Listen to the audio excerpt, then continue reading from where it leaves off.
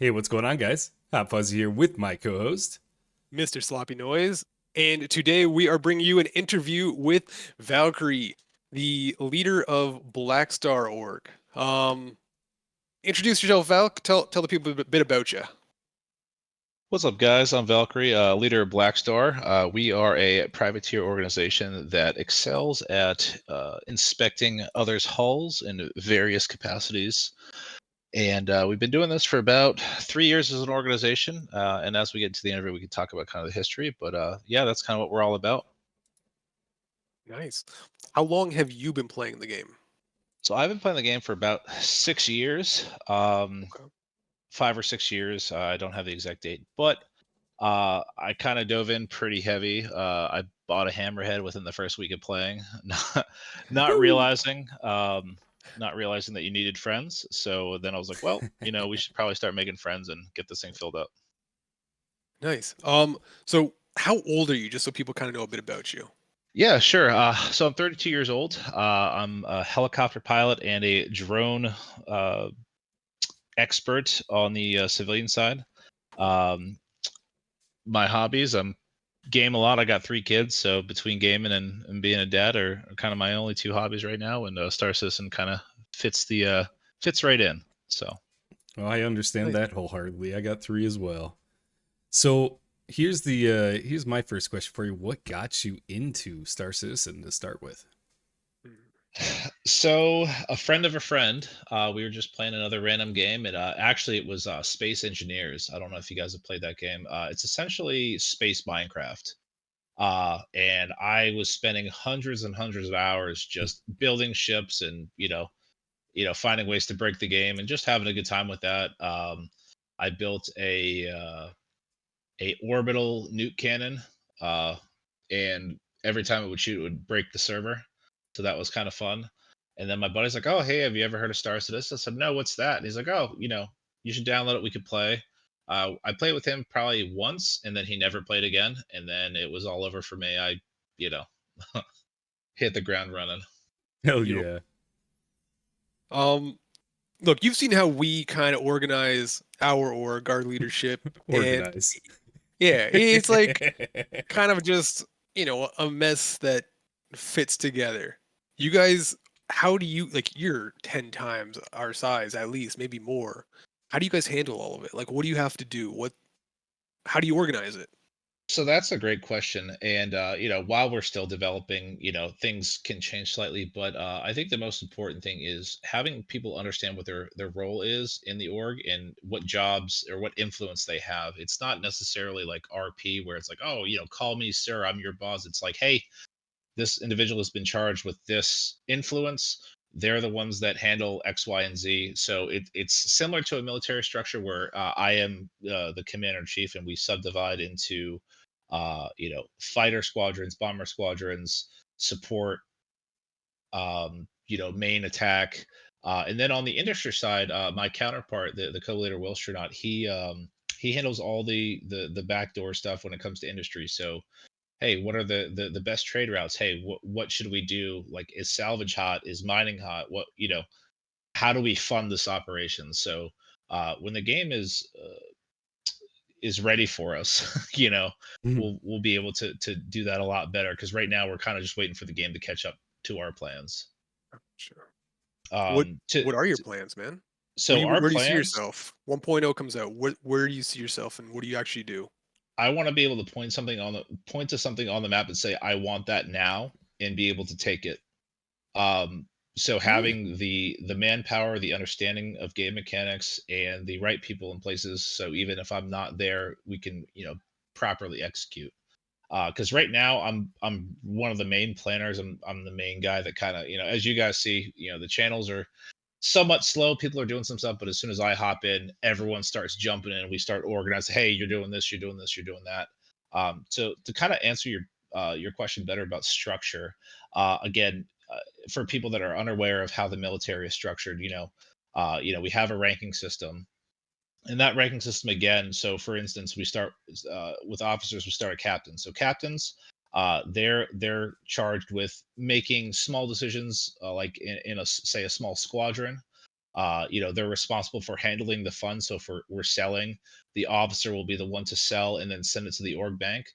We have a pretty organized way of dispersing payment. We're getting to the size where now we can almost not do it every single time there's an event. We have to like do it on a weekly basis because there's say 100 people that need to be paid for different things that they have done. Yeah. And this is all in an effort to make sure everyone gets what they deserve when the game hasn't quite supported that yet. Speaking on the organization, you showed us some spreadsheets and stuff talking about like the payouts. Like that was some deep dive, like legitimately deep dive, but I do get it. When you got this many people, you got to have that like form factor or else people are going to feel like I'm treated unfair or whatnot. So it's just that was good. It was cool. Exactly. Exactly. And the thought is the entire reason I dedicated that much time and energy to helping stand that up and putting people in to manage it is I want everyone that comes in to feel welcome and accepted that hey, like I'm being, acknowledged for my contributions, and we can just have a good time together because I have a blast every time I play. It's a really really good time. We're always learning stuff. We're always developing. We're always finding new ways to innovate and be more effective because the end game, like we said, is like I want to be able to point somewhere and say I want that now, and we have the means to at least contest and be a force to be reckoned with. On the So note, you want the next one? no, you go. I got after. Okay. On the note of like you talked about taking over locations. I'm gonna dive a little into like tactics. Now you got a military background with stuff like you're saying with stuff like that. So where do you go to teach guys that have zero background in any tactics? They're your standard average Joe jumping into a Star Citizen that might be a banker or an accountant or whatever for their job, and they don't know anything about that. What do you do to teach them? Yeah, so that's a great question. There's two concepts I like to teach, and that's left seat, right seat, and crawl, walk, run. So left seat, right seat. Essentially, I will put someone that's completely inexperienced with someone that is experienced, and you could be within the same mission. It could be like, hey, I'm going to do this when you do the next one, and I'll kind of guide you to where we can teach them in real time, how to do things. So I'll do like a risk analysis. All right, hey, we're just having fun out here. There's not like a real objective. We're like, yes, for instance, we're going fishing and we're pirating. All right, hey man, you're going to be the shot caller for this one. And just getting them familiar with how to do it, then I'll give them feedback. Hey, next time do this, next time do that. Um, but then with crawl, walk, run, you know, when you're in the crawl phase, hey, you're brand new, you don't know anything. First, you got to learn how to turn your ship on. You got to learn how to, understand game mechanics. That's the baseline. Like I won't really teach anybody anything else until they learn the mechanics of the game. And they don't have to be pros. They just have to, if I say, hey, I'm in Pyro and you're in Stanton, come to me now. Can you get there in one piece? Right. Then the walk phase is like, okay, how can you employ those systems to now positively engage the enemy? And then the run phases, like one of my premier fighter pilots, Filthy Casual. I'll say, hey man, I want you to get a group together, go go fishing, or hey, go take out this point. And he already understands what to do. And under him, he has been charged with teaching the new guys and guiding those guys into how they fit into our org. Um, there are some people that don't fit, and they're just not good fits. There's usually no bad blood. It's like, hey man, this you clearly want something else, and we're not that. So let's go our separate ways and move on. For sure.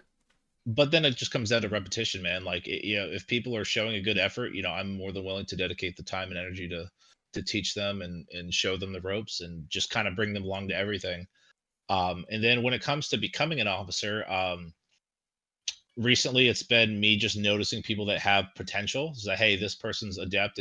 I don't care what kind of ships you have. I don't care how much money you have. That is not what I care about. I care about quality over quantity. So I care about the person. I care about, hey, how do they converse with others? How do they, are they willing to do what I do? Where it's like, hey, I'm willing to give up all of the money that we made to someone that needs it in the org to eventually or to support the org as a whole. it's really about the individual that really determines the officers that I bring on board. And again, those officers are like the baseline of maintaining operations when I'm away, because this is still a game. I want to make sure that I'm dedicating enough time to my family and all the other stuff I have going on. So um, uh, the second part of the goal, I guess, for Black Star is to kind of be a perpetually moving organization that is always doing stuff even when I can't physically be there. Yeah. So, I mean, you've seen our leadership. We have a very similar kind of onboarding process, I guess you call it, but instead of walk, crawl, run, we just throw you in a CZ and you better keep up. Like you better keep up. That's kind of how it goes. So I find that very effective when you have adept individuals, when you have people that are gamers, or Mhm. people that hey, they'll figure it out. Hey, they may mess up, but they're gonna learn and correct it next time. Yeah. But when not everyone's gonna be a rock star. And there No. are some people that you throw them into a CZ, they're gonna poop their pants. But Yes. hey, man, I need you to sit on this site for 12 hours and mine. They're like, that is my favorite thing, and I'm not gonna move. And it's gonna be great. So I, as an org leader, I can see potential for something in most people, and I try to cater how we organize our ops based on the people we have at the time as well. So, hey, we have a bunch of industry guys and we only have a few combat guys. Okay, well, hey, let's do some ERTs, and then we'll primarily focus on the salvage portion and collecting the cargo and running that. Oh, hey, we have a bunch of fighters and one industry guy or one cargo guy. Okay, well, hey, we're gonna do some pirate ops, and we'll take down real people. We have the force to do so, and then we'll take whatever they have and go sell it. So it really just depends on the people we have available. Yeah. It honestly might just be because we have so few people that we try to cross train them so much. Like we'll throw a Wookiee with a gun and say, "All right, get your gun. We're going pirating." And he's like, "I just want to run cargo, dude." Like, I Yeah, just- no, and that's also cool. And you'll find that we do a lot of the same, because there's a lot of people that want to do a little bit of everything. Um, but having the option. So when I build an op, I'm not thinking one dimensional, where it's like, hey, we're just going to go attack this. Okay, well, what happens after that? How? Okay, what if we lose people? Do we have someone that has ships on standby? Do we have cargo if we come across cargo? Or hey, do we want to salvage if we haven't find a bunch of ships? So it's like, think of it in three dimensional, like, hey, from start to finish, what do we need to kind of cover all the bases, having contingency plans, stuff like that. To go more into the op planning, again, it's very important for everyone to know their job. So even without direction, they know kind of what their left and right limits are. And when you talk about scaling and having people that you may not have direct contact with, in a channel, it's good for them to know what they need to do. It could be as simple as, hey, this is your job until told otherwise. So hey, you're running cargo from here to here nonstop until we're done. Or hey, do X, Y, and Z, and if something different than that happens, let us know, and we'll figure it out.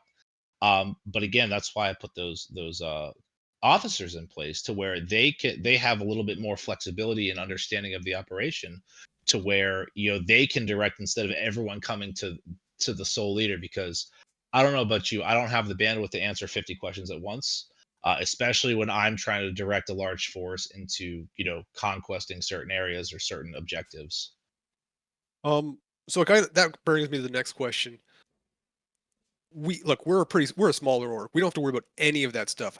How do you become a large org like you guys? That's a very great question, and I really haven't put a lot of thought into something like that, because it kind of happened naturally. I think that instead of trying to immediately force someone to fit your mold, find a home for them as they are.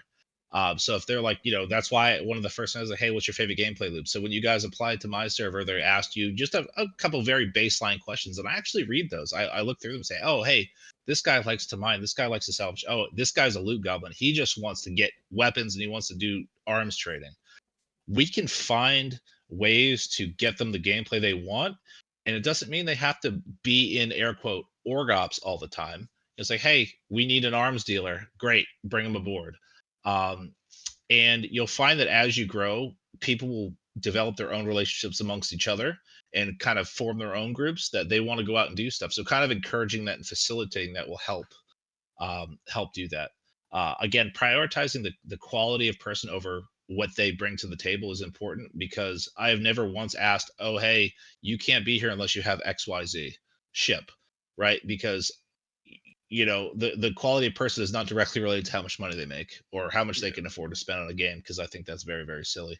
And you'll find that when you treat it that way, that people will come, people will enjoy the experience. um, from a management leadership standpoint, being the first to admit fault, apologize when you do something wrong. And these are kind of concepts that I use in real life as well. Like, hey, if I mess up, hey guys, that one's on me. One thing that happened in org that we were running last night is that one of the members just directly blamed somebody else, and I said, no, that's yeah, hey, this game is to blame. Like, we're Mhm. all just trying to survive here. That is not productive. So trying to keep everything productive, whether we're winning or losing, keeping it productive and making sure that we're supporting each other all the way through, I think is very, very important. And through all of that, people will come, and you'll find good quality people, and then you get really good quality people and say, hey, have you met these guys? Similar to our situation, right? We're like, hey, I met some really cool guys that they're smaller, but they're awesome. I was like, absolutely, yeah, let's go talk. And then you guys really impressed me, just me hopping in, and you guys are already like doing your thing again at a smaller scale. However, um it's the same thing. It's the same exact thing, and we have similar mission statements. We have similar ways that we do things. I am a huge advocate for inspecting the contents of other people's ships, because I think it's a very fun gameplay loop with a lot to Yes. lose and a lot to win. Um, and yeah, so hopefully that answered your question. All It right. does. It does. Like it's just yeah. All So right, what do you got, Fitz? speaking about, you're growing your org, you get a bunch of guys, you find a bunch of cool dudes to play with. What's your favorite memory with said group of guys? Like, give me the most epic moment in Star Citizen that you can throw at us. Okay, I have a couple, and I want to make sure I get it somewhat correct. This may be a partial answer, but then I will circle back and fully answer it. So my most memorable time in Star Citizen was when we were kind of right on the start of our growth, where we had probably about 30 to 40 members that were really semi-active, where we would have 10 to 20 on at once most nights.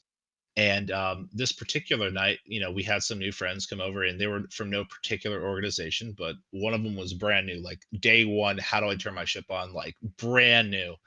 And I had my guys working in Stanton. So this before Pyro, working in Stanton. They were doing some ERTs and Vaughns and bounties.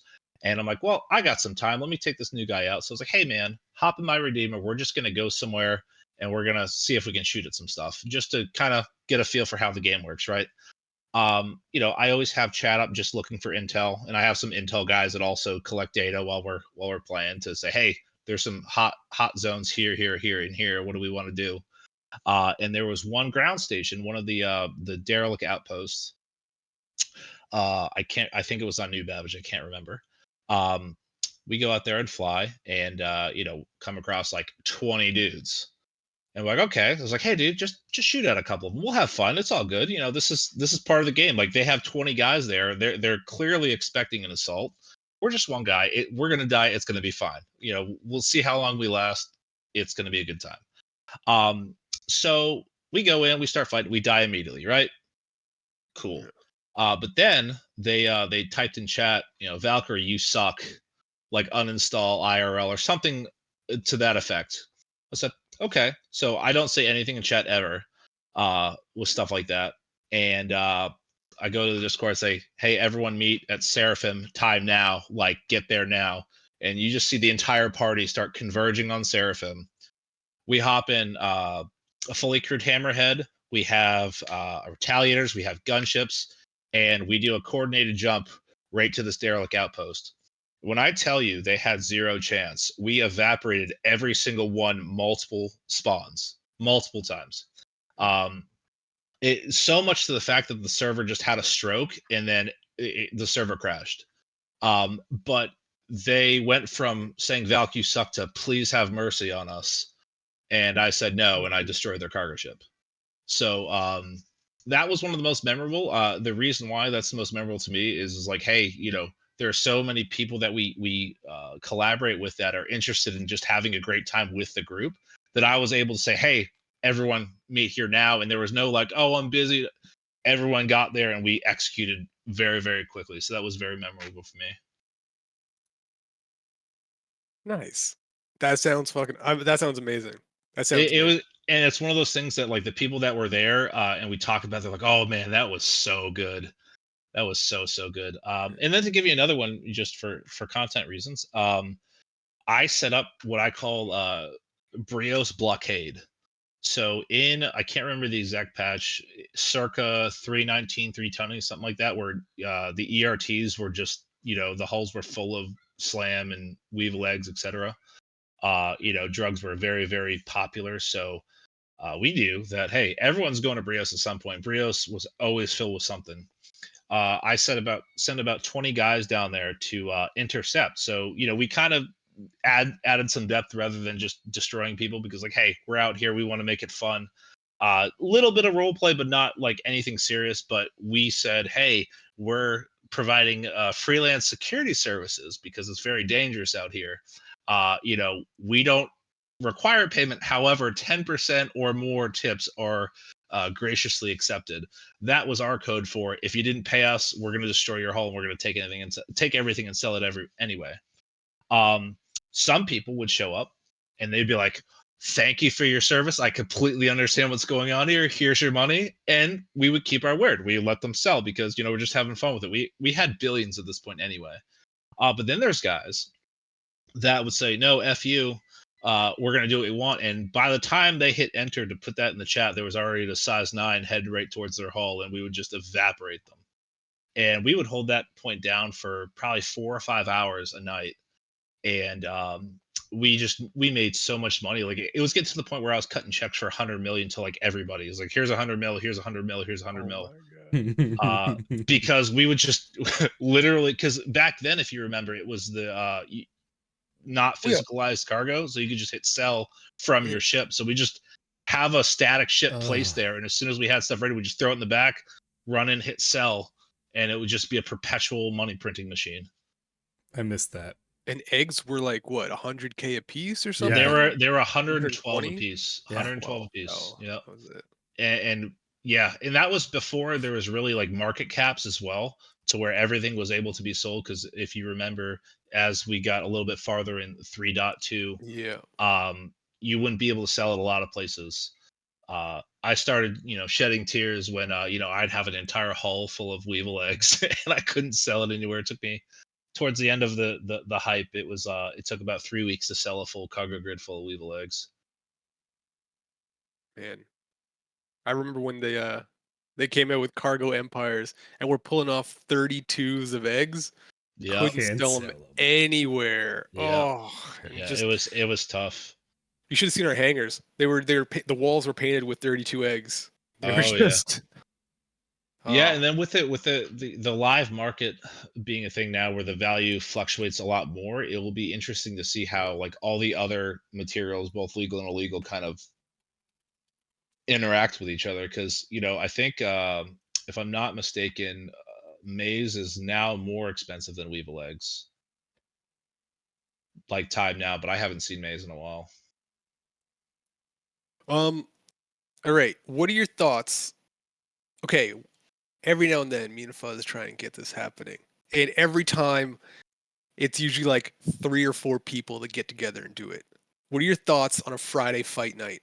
We bare knuckle brawl for a grand prize of whatever. We usually have like 3 or 4 different stages. It starts off with like fists, or it starts off with pistols, and it goes down to knives, and then it goes down to fists. Grenades. And like we throw like a grenade in a random 1/8 SCU box somewhere on the battlefield. What do you think about that? I think that would be absolutely incredible, and I would like to collaborate on that, because I think I already have like the ideas. Like the way that my brain works is when someone brings something to my attention, my brain automatically is like everything that could possibly happen.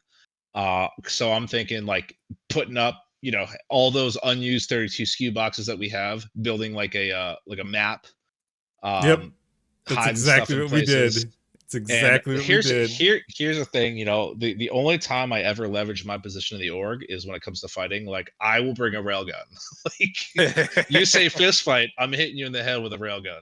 But Look, for everybody else, that's great. so what we've been doing in the past is, right, we go into the extra large hangar and we make a little tiny arena out of boxes and all that stuff, and we try and make it 2 or 3 levels. So like we'll put a table kind of propped up onto a 4 SCU, and then that 4 SCU might be able to jump to a 3 or like an 8, whatever. You can jump around, just get a couple different things going. So far, it usually ends up being 4 or 5 of us just messing around, and then after like an hour, we get bored and go blow stuff up. Yep. But Yeah. No, we could definitely work on something like that. That would be cool because I know a lot of people just off the top of my head that would be totally down, especially if we because all my loot goblins will come out of the woodworks if hey, there's something that you don't have. They're like, I will kill anybody for this. what do they want? What Yeah, do we what got are to they go get? looking Is my for? question. We'll figure it out. Oh, I'll ask them what they don't have. here, Like I got one. those golden plushie? helmets. The sacred I plushie. have okay, better than sacred plushie. I have some rare arms that don't have a skin on them yet. They have no skin, they have no coloring. They're just gray blobby arms. I think that what we could do is come up with like 2 or 3 that we could potentially do, and then advertise that when we set up the event. Say, hey, vote on what the prize should be, and then see what the collective agreement is, and you'll get a lot of turnout for that.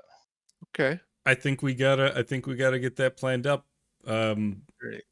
We're gonna end up live streaming that on our YouTube when we do it. So it'll be a that'd be lot so of much fun. fun. Absolutely. And that should be a blast. We'll see how No, many it'll be a people we great can time. get. And as we gain traction, I'm more than willing to, throw, 50, $60 down. Like say we get 100 people, like I'll buy a starter pack or I'll buy a ship that somebody doesn't have and we can gift that as well. You know what? I'm blessed financially, like I'm not bad with my money, but I have a decent We ability to actually do stuff like that. have a Sitcon 2954 starter pack for giveaway that Yeah. we were gonna save for the 1000, but I would save that for the 1000. Save that for the 1000 because I feel like that's special and that's a really good goal of y'all's.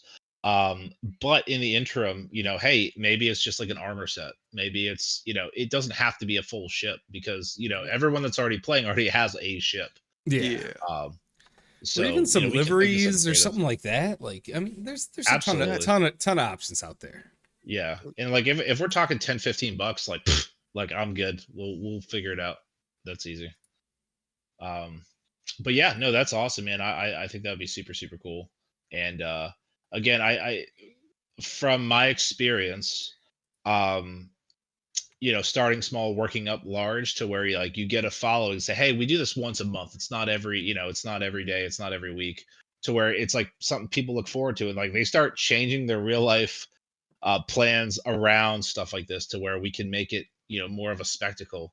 And then once we our people are involved for quite a while, and that quite a while can be any length of time. It's more determined by how you guys feel about it, but inviting other people and using it as a recruiting tactic. The problem is you see a lot of these mega orgs just doing giveaways and stuff like that. Doesn't mean anything to me. What it means is, to me, is finding quality people and then reward them for being quality people. Like not just saying, oh, hey, if you do this, you get that. It's like, hey, we're gonna have this event, and if you win, you get this, and we'd love to keep playing with you. And they'll see that we're having a great time, and that's the best marketing tactic you could ever have is giving people something that they want to do in game with a group of people that they like. So I think I know the reward that is very difficult to obtain, and not many people go do these. So I think I got a really good one. So we'll talk later about that. That would be super cool. Yeah, absolutely. I am all for it. And if you guys are like managing it, like I can send the manpower to help support that. Cool. Yeah. I mean, we yeah, we can do that. That'll be good. Um, yeah. So either way, like I said, if you know, or we could do it as a joint thing. It's totally up to you guys. All right. Well, I we'll talk about that later. We're about to end, and a lot of these I like to just get a little off. I got Sloppy's conspiracy Saturdays. All right. Do you have a Star Citizen conspiracy theory? They're breaking elevators on purpose. But why? You gotta get into it. Why are they breaking them? Money, money. So they you know, they show a very something that's seemingly simple to fix, and they're like, "Oh man, we're just on the edge, but we just need a little bit more money." Encourages people to buy more ships, and then it works for a little bit. Everyone gets really, really excited, like, "Oh man, finally, this game is what I want." And then they break again. Okay. And then if you give more money, they'll fix them. Yes, exactly. I like it. I like It's it. like it's like the ice cream machines at McDonald's, dude. I'm telling Yep. you, the elevators are made by the 100. same guy. Follow the money. Space Okay. McDonald's, the Okay. same Okay. vendor that makes their space ice cream, space elevators. I got one for you. I got one for you. All right. Here's my theory on how they decide what kind of DPS a ship is gonna get. So they go and they say, "Hey, we want to add these weapons to this ship, right?" So like it started off with the Ion. Now, Chris Roberts and his brother go into Arena Commander with the exact same ship. But every time Chris Roberts dies to his brother in Arena Commander, they either like they debuff the ship, they nerf the ship's power. And so that's why the Ion only had 1200 DPS. Hmm. That's my conspiracy theory. But he got Interesting. better. He started training. Now we're back up to, 5K alpha. So it's good. It's good. He's gotten better. All right. No, I believe that for $1. Absolutely. Well, guys, we're going to wrap up the vid here. If you guys have any questions, throw them in the comments below. We greatly appreciate your time, Val, for coming and just doing this and chatting with us. And we're Absolutely. going to be posting about the Friday fight night, I would presume, in the next week or two here. We're going to get that thing rolling out. Let's do at least 2 weeks, man. Just so like people have time. It's not forced. Yeah. And gotta give it 2 weeks. And get people drum up some excitement, because if this is something that we want to do kind of on a semi-regular basis, we should, Yeah. put forth a appropriate time to plan and get the message out and get people excited about it.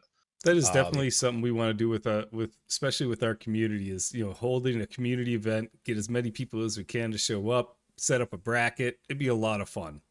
Be a lot Oh of fun. yeah, absolutely, absolutely. We'll have a great time. So looking forward to it. Awesome. Yeah. Anything else you want to say, do, talk about before we go? Plug for your Uh, org. Not really, honestly. We're Black Star Limited. You can find us in Discord. You can find us in Star Citizen. And if we rob you, send me a friend request here, and we can talk and get you to join our side. Great. Guys, thanks for listening. If you enjoyed, like, comment, subscribe as always.